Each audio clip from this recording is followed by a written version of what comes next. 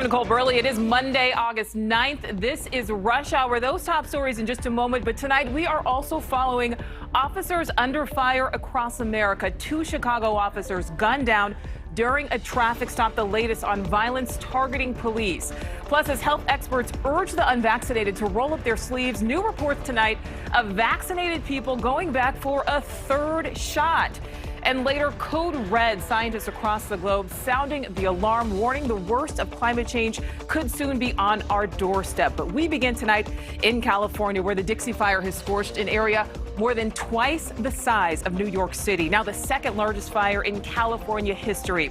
NewsNation correspondent Nancy Liu is live for us tonight in Los Angeles. Nancy, firefighters finally getting a much-needed boost from Mother Nature today. That's right, Nicole, because smoky conditions, they have moved east. That is impacting air quality in other states. But here in California, we do have clearer skies. That is allowing for more of an air attack against the Dixie Fire. However, containment remains at just 21%. Winds and smoky conditions had hampered crews over the weekend when the Dixie Fire really exploded in size to about 500,000 acres. As you mentioned, that's an area about twice the size of the entire New York City. This epic wildfire has impacted 4 northern counties, destroying more than 600 structures and threatening about 14,000 more. Now, the small town of Greenville has been wiped out, and things could get worse due to gusty winds and hot temperatures in the forecast this week, especially since the flames are fueled by extreme drought.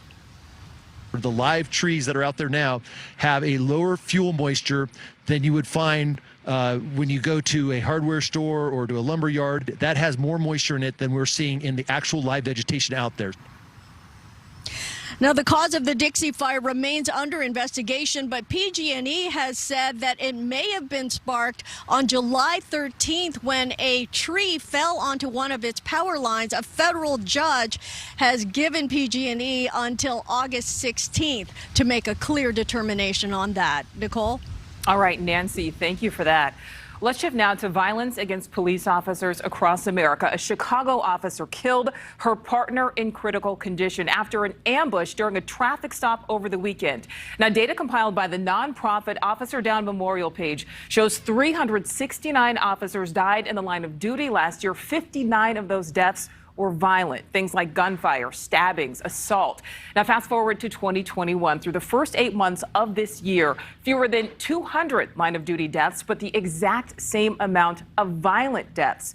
NewsNation's Adrian Bankert joining us now. So, Adrian, there are still 4 months left, of course, in the year. That's right, Nicole. It appears that these kinds of violent acts against officers are happening more frequently in cities all over the country. Let's start with this young officer here in Chicago who had been on the force less than 4 years. We're told she was enthusiastic about working with the community, and tragically, Officer Ella French was gunned down during a traffic stop. She and her partner blindsided by gunfire from 2 men sitting in the back of the vehicle they had pulled over for that routine traffic stop. The officers returned fire, striking 1 suspect, and all the suspects were taken into custody. Condolences for her have poured in from police departments all over the country. But as mentioned earlier, the violence is not just here. In just the past week alone, in Colorado, an officer was ambushed, shot 3 times. In Texas, 3 officers were shot and wounded, one of them murdered when responding to a man barricaded himself inside of a home. The suspect opening fire as the SWAT team responded. And in just the past couple of days in Kentucky, a deputy was ambushed while sitting inside his vehicle early Thursday. Whoever killed him is still on the loose. And in La Habra, California, an officer was shot in front of a police station. Here in Chicago, the mayor ordered flags to fly at half-staff. The police are not our enemies. They are human, just as we are. We have a common enemy. It's the guns and the gangs. Emotional sound from Mayor Lightfoot this weekend. In that Chicago shooting, Officer French's partner, as we mentioned, was also shot. He's fighting for his life in the hospital. Coming up on NewsNation Prime and on the Donlin Report, we'll go in depth into intentional police murders across the country. Nicole. Yeah, hard to see those stats. All right, Adrian, thank you. Well, 3 U.S. governors making headlines tonight. Florida's Ron DeSantis for his fight with cruise lines over vaccine passports. Arkansas's Asa Hutchinson walking back his state's ban on mask mandates. But we begin in New York with the latest political blow for Governor Andrew Cuomo. NewsNation's Tom Negevan live for us tonight outside the governor's Manhattan office. Tom, we know Governor Cuomo lost another key ally today. Yeah, this is a big loss for him, Nicole, and it's a very difficult fight. The battle of his political career, certainly. Governor Andrew Cuomo continues to insist he's done nothing wrong, that he will not resign. But upstate in Albany, state lawmakers say it's not really up to him anymore. They say he's lost the confidence of them, of state legislators, but also of voters. And now it appears one of his staunchest allies, someone who's been by his side for many, many years, Melissa DeRosa, secretary to the governor, announced her resignation in a statement last night. That statement, by the way, Nicole, did not mention Governor Andrew Cuomo. It mentioned the honor that it was for her to serve the people of New York for the past decade, and the fact that the last 2 years, in her words, have been emotionally and mentally draining for her. Upstate, now the impeachment operation is well underway. Lawmakers there say they are going to spend the next several weeks going through thousands of pieces of evidence and other documentation, much of it generated by the independent investigation overseen by State Attorney General Letitia James at the direction of Governor Andrew Cuomo. They say they're going through this by the numbers, being very, very careful and very meticulous, because the governor's made it very clear to them that he will fight them every step of the way. Worth noting, as we talk about the resignation of key aide Melissa DeRosa, she was accused in the Attorney General's report of assisting the governor in creating an environment that was hostile toward women and aiding in retaliation toward one of his very early accusers. And on that note, a member of the Me Too movement also resigned her position today at Time's Up, under fire for assisting the Cuomo administration in those acts of retaliation. So again today, a lot of moving parts, but all those parts moving in one direction at this point, toward the eventual impeachment of Governor Andrew Cuomo. Nicole. New developments in this seemingly every day. All right, Tom, thank you. The Pentagon unveiling a new policy today that would require U.S. military members get the COVID vaccine by September 15th. The president already throwing his support behind the plan, but right now it's unclear what the consequences would be for service members who refuse the vaccine. And that push to vaccinate military members as well as other federal employees comes as hospitalizations are climbing across the country, now at their highest level since February. Arkansas, among the states being hit hardest by the rising COVID cases, recording nearly 1,400 COVID hospitalizations today. That's the highest single-day toll since the start of the pandemic. NewsNation correspondent Aaron Nolan sat down with Arkansas Governor Asa Hutchinson today. So, Aaron, what did the governor have to say? Well, first things first, Nicole, I'll tell you those new numbers that are out are causing quite a bit of concern here in the natural state. I've been in Arkansas for about 3 days now. You mentioned that conversation I had with the governor in his office right behind me. He mentioned all of these things, but one thing that he said that he is focused on is the fact that he's a little bit worried now because this pandemic continues to be a roller coaster ride. In some ways, it's more worrisome because our cases and our hospitalizations are up. We've got the Delta variant. We're about ready to get into school, which could be very, very challenging. But the solution is clear, and so we're focused singularly on that message of let's increase our vaccination rate. He mentioned two things in that soundbite, in that interview piece that I just played. One was school starting in about a week here in the natural state. He also mentioned vaccination rates, and right now the governor is about 90 miles away from us here in the capital city, and he's holding community conversations. He's trying to debunk myths and trying to put facts out there about the vaccination to get rates in Arkansas, which are low. He's trying to get those up. Now, to the mask mandates. Earlier this year, the governor signed a law banning mask mandates in the state of Arkansas. He admitted to me that that was a mistake. He actually tried last week in a special session to get the legislatures here at the state capitol to dial that back, to allow some mask mandates for school-age kids 12 and under who can't get the vaccine. The legislature didn't do that, so a judge actually then ruled that that was unconstitutional. So what you have now, Nicole, is you have school districts around the state scrambling, trying to have meetings to figure out what they're going to do for elementary age kids. And all of this, as you mentioned, as the Delta variant continues to rage here in the state of Arkansas. Yeah, there's definitely some confusion for parents there. All right, Aaron, thank you. Well, a new COVID health pass system in effect in France today. Restaurants, train stations, and shops among the locations now required to check customers' digital health pass, which confirms if they've received the COVID vaccine or not. Even police officers spotted on the streets of Paris today asking people eating at outdoor cafes for their proof of vaccination. Now, similar plans to require people to prove their vaccination status, sparking some backlash here in the U.S. A judge ruled over the weekend that Norwegian cruise ships can require proof of vaccination despite a statewide ban from Governor Ron DeSantis. NewsNation's Brian Inton live tonight in Miami. So, Brian, the cruise line versus DeSantis battle continues. Yeah, absolutely, Nicole. And this is definitely not what Florida Governor Ron DeSantis wanted to see happen. This big ship behind me, Norwegian Gem here at Port Miami, it will be sailing out of Florida for the first time this weekend, and everyone on board will have to be vaccinated. That comes after this federal judge's ruling late yesterday. You'll remember Florida Governor DeSantis, he signed a vaccine ban law earlier this year, essentially saying businesses, especially cruise lines, were not allowed to not let people on board if they didn't have the vaccine. Well, he sued the CDC. Norwegian got involved in the cruise legal battle because they wanted to require the vaccine. And then late yesterday, that federal judge's ruling siding with Norwegian, essentially saying that they can require the vaccine, saying that if they didn't, it could impact their business moving forward. But what's interesting about this, Nicole, is because Norwegian is now requiring the vaccine, it essentially means that they won't be letting any children on the ship because, as we all know, kids under 12 are not allowed to get the vaccine. That's also something that makes Florida Governor Ron DeSantis very, very upset. His spokeswoman today said the state plans to appeal this ruling. Nicole? Oh, yeah, I'm sure an appeal is certainly coming. All right, Brian, thank you. Well, shifting from vaccine proof, let's take a look at COVID vaccination rates here in the U.S. Now, this CDC graph shows numbers peaked in April and May before a sharp drop-off. Well, now there appears to be a slight uptick again, and we've learned some people are getting a third shot, even though that doesn't have federal approval. Aaliyah Williamson from our Dayton station WDTN joining us now. So, Aaliyah, how are people getting away with this? Nicole, well, frankly, they're lying. The CDC has reported and recorded about 1,000 people that have given false information to healthcare providers saying they're unvaccinated in order to get that third dose. Now, there is discussion. Medical experts, including Dr. Fauci, are saying that a booster shot may be needed and soon for certain groups in order to give an added dose of protection against the Delta variant. These groups include senior citizens, people who are immunocompromised. They're kind of at the top of that discussion.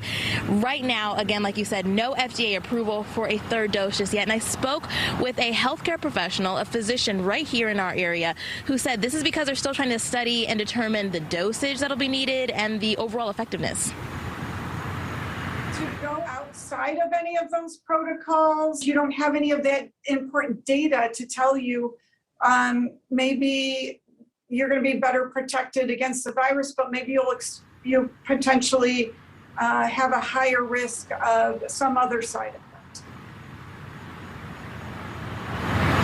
Again, the FDA has not approved a third dose just yet, but joining the discussion is Moderna, which is starting to say that people who got their shot may need a booster by winter. Health and Human Services, the U.S. Department of Health and Human Services, has said that if and when it becomes clear that booster shots are needed, they do have enough available to make that happen across the United States. Back to you, Nicole. All right, Aaliyah, we will see what happens. Thank you for that reporting. All right, a viral video. Remember this, a San Diego sheriff's deputy nearly dying after being exposed to fentanyl. Well, it's drawing skepticism from the medical community. They say fentanyl overdoses just don't happen the way it's depicted in this video, which we did show you last week. NewsNation's Felicia Bolton is here. So, Felicia, skepticism and criticism tonight. Yeah, Nicole, that's right. That dramatic 4-minute, highly edited video was put out to the public as a warning. But now medical experts are having a warning of their own, saying the video could do more harm than good. Sorry about that. I got you, okay? I'm not going to let you die.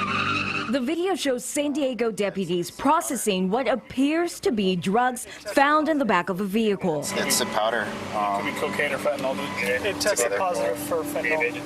This stuff's no joke, dude. It's super dangerous. Suddenly, one of the deputies stumbles and collapses. I need Narcan.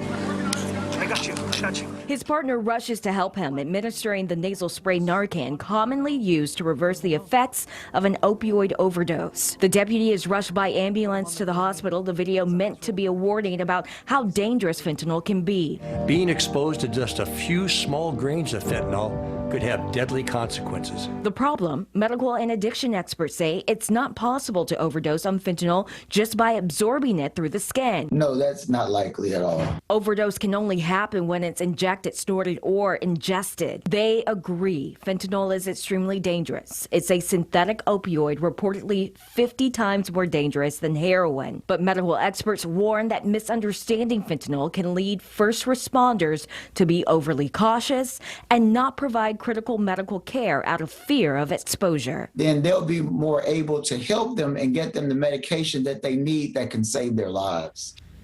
And to be very clear, medical experts are not saying the video itself is fake. They say the deputy may have fainted by his intense fear of a possible overdose and may have even inhaled just a small amount of that drug while working. We did reach out to the San Diego Sheriff's Department for a comment. They have not gotten back to us so far. Nicole?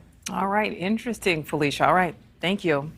Widespread, rapid, and intensifying, unprecedented. Just some of the words being used to describe the recent changes in the climate in a new United Nations report. NewsNation Washington, D.C. correspondent Joe Khalil live for us tonight. So, Joe, a very bleak assessment. Just how alarming is this new report?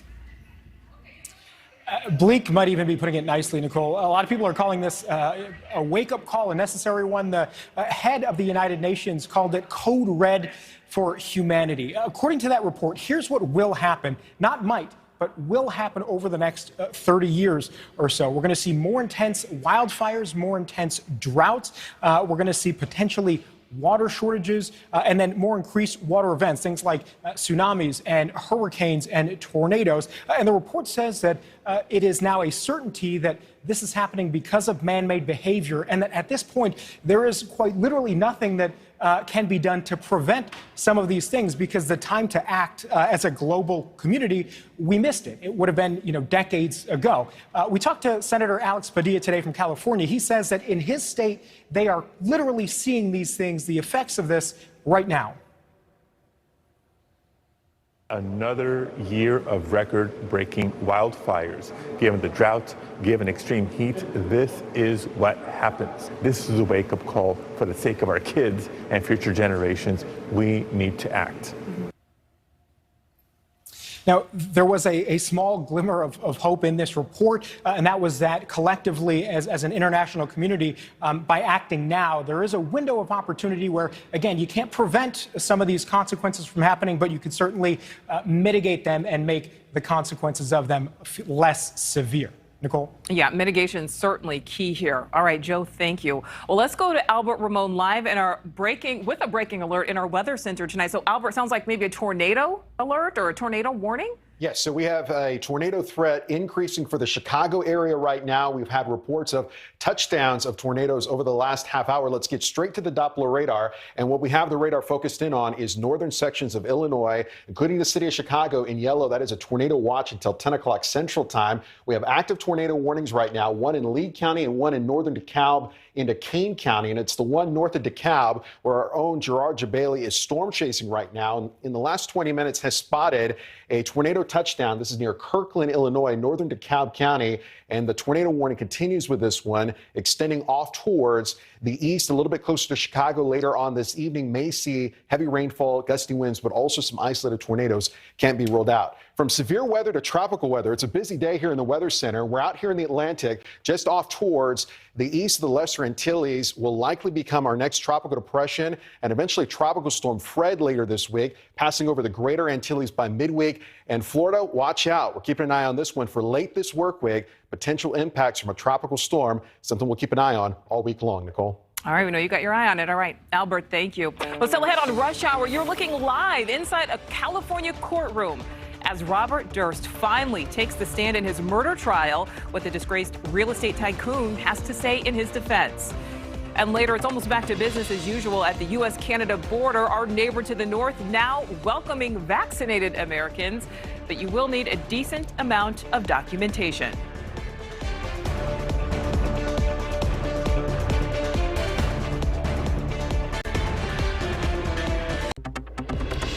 About a half hour ago, multimillionaire Robert Durst stepped on the witness stand at his murder trial. The heir to a real estate fortune accused in the decades-old murder of his close friend, Susan Berman. News Nation's Janelle Fort joining us live now. So, Janelle, so many twists and turns in this case. Lots of people waiting to hear what he has to say.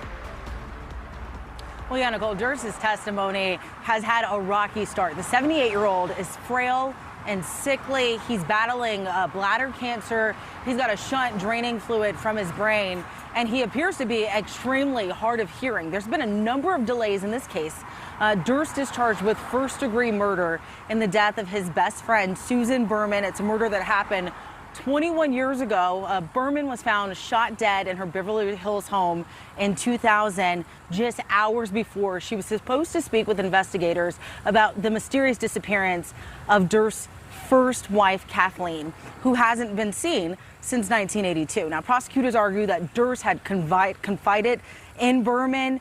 They say he shot her execution style to keep her from talking, and they said that Berman had been his alibi in Kathleen's disappearance. Durst previously told authorities that he panicked and ran when he discovered Berman's body, but insisted that he didn't kill her, and that's something that he doubled down on when he took the stand within the last hour. Take a listen.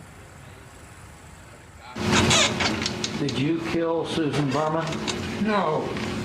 Do you know who did? No, I do not. Do you realize you have an absolute right not to testify?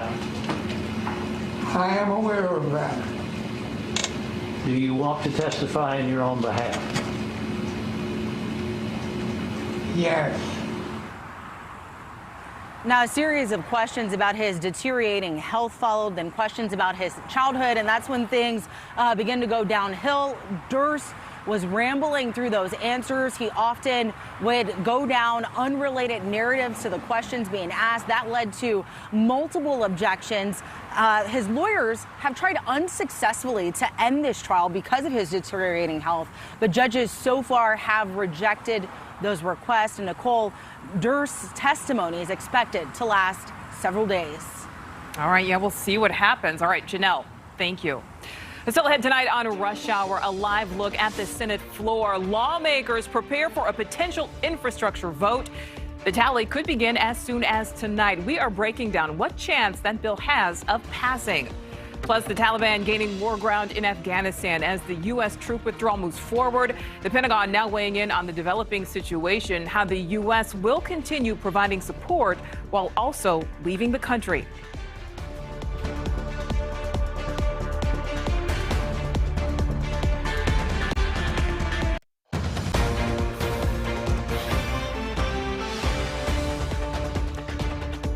Thanks for joining us. Here's what's happening in your nation right now. Nearly 17 months later, Canada reopening its border to American travelers, but you will need a laundry list of items to be allowed in. News Nation live at the border.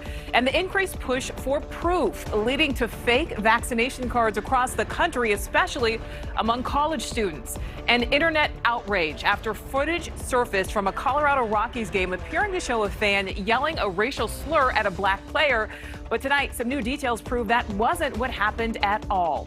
But let's turn to D.C., where the Senate is inching closer to passing President Biden's $1 trillion infrastructure package. Now, if successful, supporters say it will be the largest investment in decades. Washington, D.C. correspondent Kelly Meyer joining us live with the latest. So, Kelly, we could see a vote as soon as tonight. Yeah, hey, Nicole, the Senate really is in the final stretch here on this infrastructure package. The Senate has been working all weekend, and they set up a vote now for Tuesday morning. The earliest we could see this vote is around 3 or 4 a.m., but senators could want to see this in the light of day. So what I'm hearing is a vote around 11 a.m., but that could all change, and it would just take one senator to hold this vote up. But once it does come up, it should go through fairly easily. We're looking at about 70 senators who will vote in support of this. But where the real drama comes in is with what happens next. And that's with what Democratic senators are pushing for, is that $3.5 trillion spending deal to push through the rest of President Biden's priorities. That currently has no Republican support, but Democrats are working to pass this without any GOP senators signing on. All right, so Kelly, what is the Biden administration saying about this nearing vote? Well, this is something that President Biden has been laser focused on since he was inaugurated about 7 months ago. He's been focusing on this, even though it's been a bumpy road to say the least, but he's been pushing for this bill to be bipartisan. And the White House says the president is proud that this infrastructure bill will be bipartisan in the end, with several Republicans supporting this. And the president campaigned on that. He campaigned on being that bridge in the Senate. And if this vote is successful on Tuesday, the president says he will be feeling very proud of that accomplishment. All right, we will see what happens on Tuesday. Kelly, thank you. Let's turn to Afghanistan now. The Taliban has now gained control of 6 provincial capitals and is attempting to gain control of one of the biggest cities in the northern part of the country. Now, of course, this comes as American forces are preparing their final withdrawal. News Nation's Allison Harris live from the White House tonight. So, Allison, does the Taliban power grab affect their withdrawal plan in any way? Well, it does not, Nicole. Today, the Taliban has taken over 2 more provincial capitals in Afghanistan, meaning the Afghans have now lost 6 out of 34 capitals in the country. The Pentagon today saying the security situation there is deteriorating, and the Taliban is accelerating as the U.S. completes its drawdown of troops by the end of this month. A spokesperson for the Defense Department saying today that the Taliban takeover is deeply concerning. The Taliban is rolling through the north of Afghanistan, targeting and assassinating politicians who make up the backbone of the Afghan government and security forces. The Taliban putting out this propaganda video showing that they have seized government buildings, driving officials out of the area, leaving behind their vehicles and their materials. The U.S. gave air cover to help Afghan forces last week. Today, the Pentagon says it will continue supporting Afghan forces where and when feasible, but saying it's not always going to be feasible. They have a lot of advantages. Now they have to use those advantages. It's their country to defend now. This fighting is displacing hundreds of Afghan families who say their homes are being bombed or hit by rockets. The United Nations envoy for Afghanistan has urged the Security Council to demand that the Taliban stop attacking cities as part of their offensive. The UN saying today that in the past 72 hours, 20 children have been killed, 130 have been injured, and that is in one province alone. Nicole? All right, Allison Harris live from Washington tonight. Thank you. All right, well, let's turn to New York now, where today we saw long lines of cars heading north into Canada. 17 months after our neighbor to the north shut down its borders, Canada now allowing fully vaccinated Americans in. News Nation's Kayla Green from our Buffalo station, WIVB, is at the Peace Bridge that's on the northern border. So, Kayla, you talked to some people heading over today.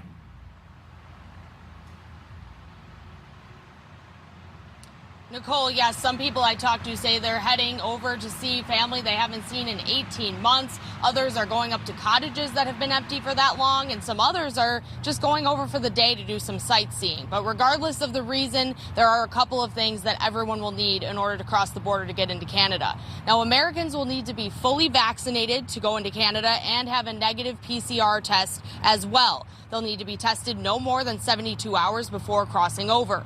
People have been crossing over the Peace Bridge since early this morning, and it's no different over at the Rainbow Bridge in Niagara Falls. This COVID testing tent is set up, offering next day and 30-minute PCR tests. The owner of Western New York Rapid Testing says she's surprised at the traffic they're getting today. She also tells us they're planning to build a brand new testing site right here near the Peace Bridge, and that will be open in just a couple of weeks. Back to you, Nicole. All right, Kayla, thank you so much. Well, still ahead tonight on a rush hour. Of course, you've heard of college students using fake IDs to get into bars. But forget fake IDs. Now it's all about fake vaccination cards. We have that full story coming up. And a South Carolina courthouse forced to think outside the box, actually outside the building, after flooding shut down court proceedings. News Nation live at the courtroom on the front lawn.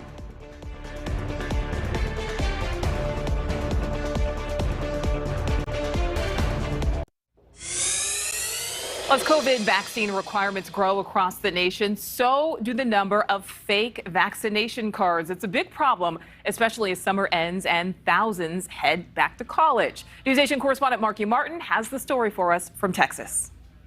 Move over fake IDs. The new college concern is fake COVID-19 cards. 664 colleges now require the vaccine for admission. The black market and social media now ripe with counterfeits. This Instagram account, called Vaccine Cards, is selling them for $25 a piece. Conservative radio host Monica Matthews, who has more than 70,000 followers on Twitter, tweeted this: "My daughter bought 2 fake IDs online for $50 while in college, shipped from China." The cards going for almost $500 on websites like Jimmy Black Market, Counterfeit Center, and Buy Express Documents. The FBI now warning people, if they buy these fakes, they could also end up a victim. If you fall for one of these and buy a card thinking, okay, well, I'm not going to get the shot and I'm going to get this card, they now have your financial information. Alex Del Carmen teaches criminology at Tarleton State University. He says the number of people making and selling fake vaccine cards is something investigators will have to play catch up on. This is probably one of the most significant issues that law enforcement is going to have to deal with in the coming weeks and months. The problem with this is the magnitude of it, meaning that there are so many of these that are around the industry right now that law enforcement is going to be handicapped as to what they can and cannot do. Nationwide, police have begun cracking down. Cases like this one in California, where a bar owner was arrested after undercover agents accused him of serving fake COVID cards instead of beers. He was in possession of a number of other unfilled out COVID-19 vaccination cards, a laminating machine, laminate, several other cards that were finished that it appears that they were waiting to be given to people. In Dallas, Marky Martin, News Nation.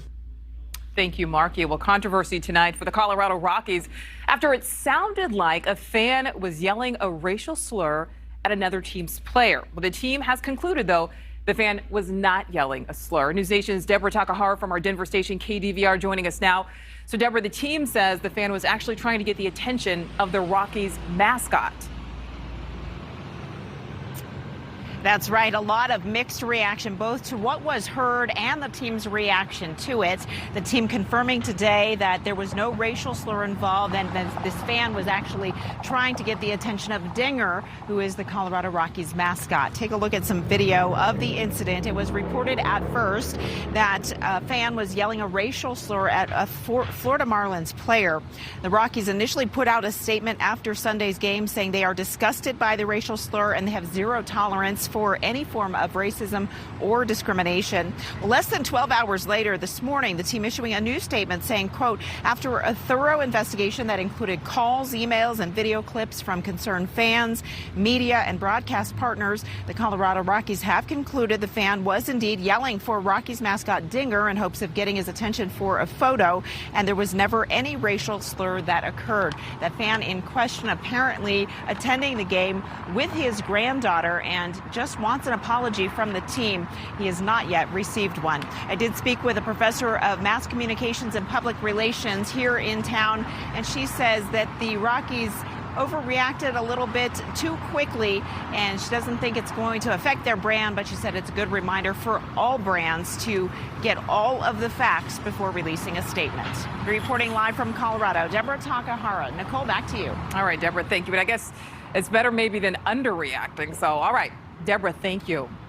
Overflowing water and sewage not stopping the flow of speedy trials in a South Carolina court. It's been almost 2 weeks since this courthouse flooded in the northwestern part of the state. So today, they started hearing cases outside. News Nation's Kimberly Brown from our Greenville station WSPA joining us live. Kimberly, I've been looking forward to hearing about this one. We're talking court on the front lawn. It is. It sounds fancier than it really is, but if you've ever been to an event, these big white tents make you feel like things are posher than they actually are.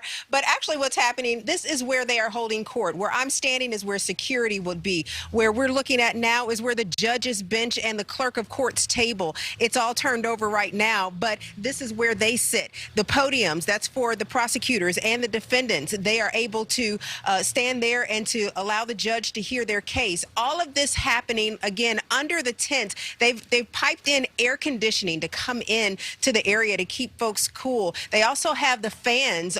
They're up in every area. Now, traffic and criminal cases like driving under suspension, forgery with penalties less than $500 and 30 days in jail. They're being heard. There are no jury trials here, but the local judge tells us that this session of court is something that needs to go on. They've already had a backlog because of COVID, and they didn't want things to backlog again. The reason they have it on the front lawn is because they can't take the paperwork away from the building. It's a state law. So they're doing the best they can with what they have, and they're able to get these court cases heard. There were 3 cases heard today.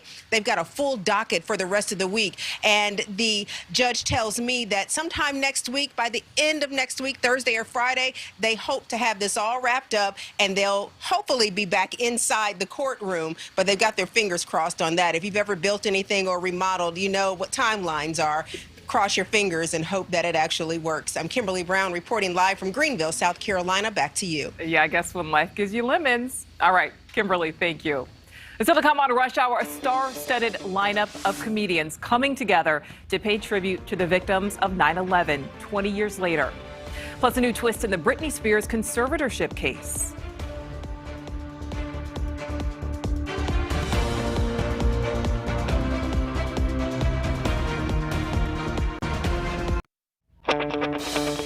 A California judge has denied a motion from Britney Spears' lawyer to move up a hearing that could remove her father as her conservator. NewsNation's Sam Rubin from our station KTLA in Los Angeles joining us now. So, Sam, explain what this means for Britney. Well, what it means for Britney is that she will have to wait a little longer, Nicole. As we talked about, Britney's new attorney, his name is Matthew Rosengart, hired by Britney to advocate for Britney. And he said having Britney's father continuing to be a co-conservator was bad for Britney and needed to be addressed immediately. The judge said, in effect, hold your horses. We have a hearing date scheduled for late September. We will not move that hearing date up. So there we are. Britney last week released a series of videos that, again, I think call into very serious question her overall sanity. I think the judge wants to be very careful not to rush into anything, because whether her father's involved in the conservatorship or not, I think the judge ultimately wants the best for Britney, and clearly there need to be guardrails of some sort. Yeah, everybody wants the best for Britney. Okay, well, we heard rumors last week that the executive producer of Jeopardy would become their new host. Do you have anything latest on that? There is a big development today. This is very interesting. Mike Richards, who is the executive producer of Jeopardy and was one of many who sort of did the open on-air auditions, sent a memo to his staff, the Jeopardy staff. That memo was sent out to all the trade papers as well. So while it's addressed to the staff, it's really an open letter to everyone. He addresses 2 major issues. Number one, he is the executive producer of the show, he says, has nothing to do with the selection of the host. He has been discussing the position that he could possibly be hired. He says the final decision isn't his. He also references a legal battle from a decade ago when he ran The Price is Right. At that time, a model for the game show sued the production company, saying in effect that the production company and Richards were not supportive of her pregnancy, and she lost her job because of it. That case was eventually settled. In this sort of open letter, this memo, Mike Richards says the way he has been depicted, his behavior in that case, is not reflective of who he really is, and that he's helped many on their quote-unquote parenting journeys. What Sony is hoping now is that this open letter sort of tamps down the controversy surrounding Richards, and that they can essentially announce that he is in fact the guy. I think this week will be very telling. My suspicion is he will get the gig. All right, we will see. And really quickly, Sam, 2 comedy titans teaming up for a benefit show in honor of the 20th anniversary of 9/11. Sam, what can you tell us? Pete Davidson lost his father in 9/11. Jon Stewart has been a first responder advocate from the very beginning. They're getting all their comedy friends together for 9/12, a huge all-star comedy concert. Dave Chappelle, John Mulaney, Jimmy Fallon, and many more at Madison Square Garden the day after 9/11 to raise money for first responders. Great thing. Also including one of my faves, Bill Burr. All right, Sam, also one of my faves. Thank you so much. We continue tonight live from our NewsNation headquarters in Chicago. Here are some top stories we're watching right now. A longtime accuser of Jeffrey Epstein suing Prince Andrew. Lawyers for Virginia Giuffre filed the lawsuit in Manhattan federal court, citing sex assault at age 17. In a statement, she says she was trafficked to the prince and sexually abused by him. In late 2019, Prince Andrew denied the allegations in an interview with the BBC. Jury selection began today in New York City in the first phase of the sex trafficking trial of singer R. Kelly, the 54-year-old charged with abusing women and girls for nearly 2 decades. Prosecutors say Kelly led an enterprise of managers, bodyguards, and other employees who helped him recruit his victims for sex. The Grammy-winning singer denies any wrongdoing. That is all for Rush Hour tonight. The Donlin Report is next. And of course, a reminder, you can check headlines anytime at newsnationnow.com. Have a great Monday night.